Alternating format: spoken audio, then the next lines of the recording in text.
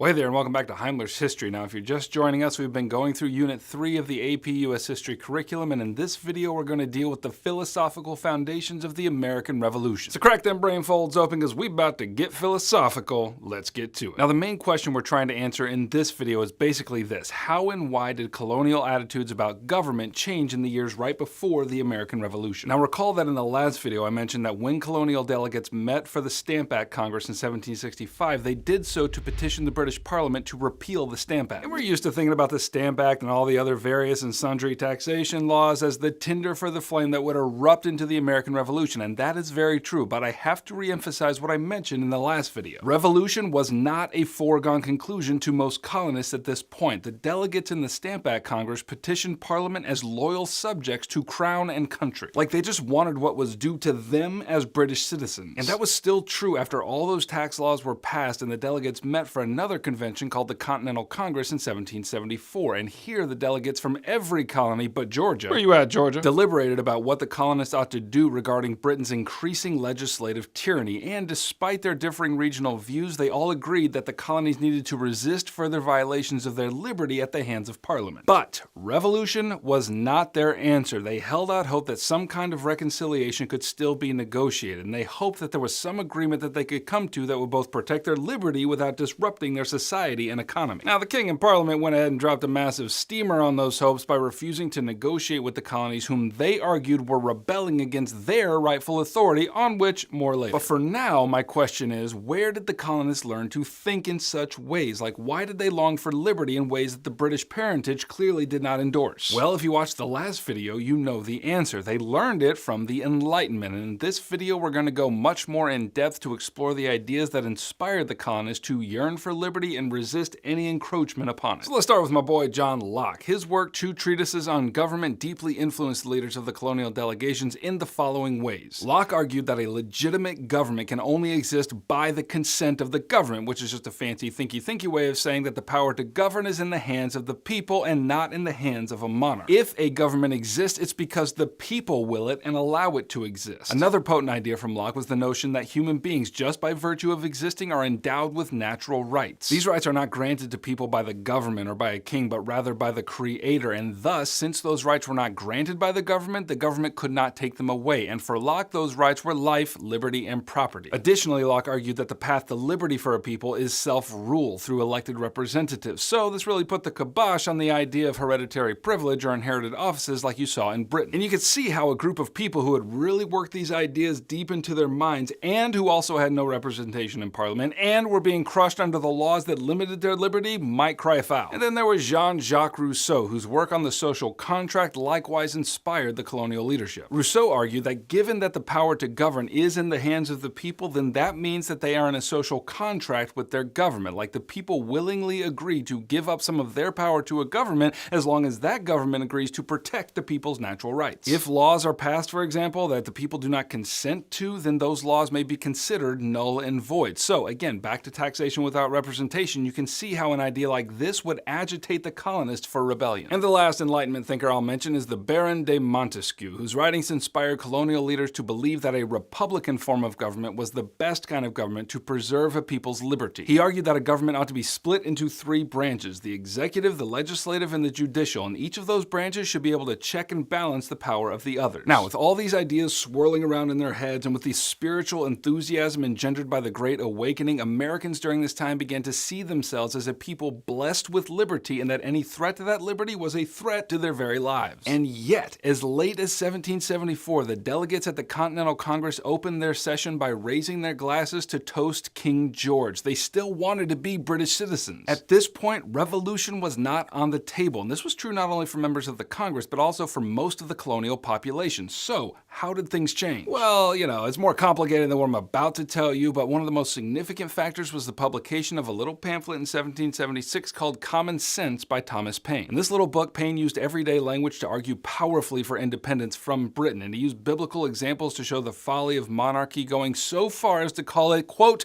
the most barefaced falsity ever imposed on mankind. Which is why I strive to be the most hairy-faced truthity ever imposed on mankind. Now, Common Sense was also shot through with Enlightenment thought, and this was a big deal because while the elite folks in the Continental Congress were reading Locke and Rousseau and Montesquieu, those writers' works did not filter down into the main population. Thomas Paine was able to adorn those ideas with fire that caught the minds of the colonists up into the blaze that had thus far only taken hold in the minds of the elite. And some of these elite folks like John Adams, who was deeply invested in Enlightenment thinking, thought Paine's work was too pedestrian, too simplistic in order to communicate the gravity of these weighty ideas. In fact, Adams's assessment of common sense was the following, and I quote, "What a poor, ignorant, malicious, crapulous mass." I don't even know what a crapulous mass is, but I love it. But Adams's assessment didn't really matter. Thomas Paine put language to the things that the colonists had felt but were not yet able to articulate. And this pamphlet sold like crazy. Soon everyone seemed to be reading this powerful argument that the only way forward was not as British citizens, but as independent Americans. And so with this new turn in colonial sentiment, the Second Continental Congress was in session in 1776 when a formal resolution for independence was put on the floor. Now it was Thomas Jefferson who was tasked with composing the Declaration of Independence, which was similarly shot through with Enlightenment ideas like natural rights and the social contract. Delegates moved to accept the Declaration on July 2nd, 1776, and then 2 days later on the 4th, it was made public. And that is going to get us into a revolutionary war with Britain, but that is going to have to wait till the next video. Alright, that's what you need to know about Unit 3, Topic 4 of the AP US History curriculum. If you'd like to be more enlightened about these things, then it would be common sense for you to grab my review packet right here. It's got everything you need to get an A in your class and a 5 on your exam in May. And if by chance you didn't think this video was a poor, ignorant, crapulous mass, then go ahead and subscribe and I'll keep making them for you.